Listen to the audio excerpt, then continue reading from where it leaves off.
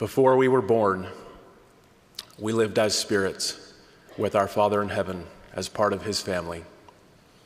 There we learned our first lessons and were prepared for mortality. The prophet Abraham taught, "Now the Lord had shown unto me, Abraham, the intelligences that were organized before the world was, and among all these there were many of the noble and great ones.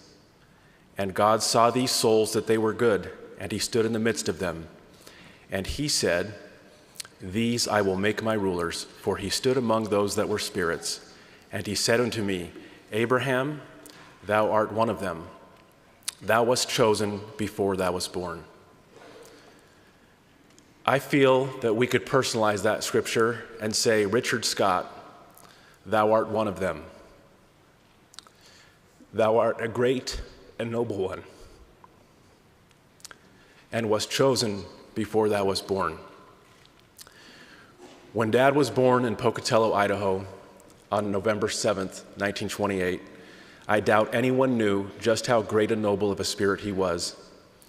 Dad was born to a father that was not a member of the church, and to a mother that, although a member, had not been active for many years.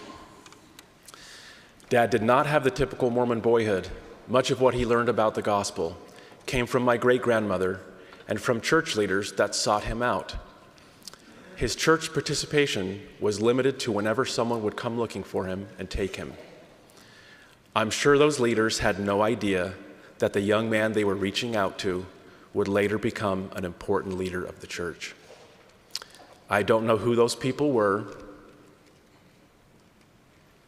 but I thank them.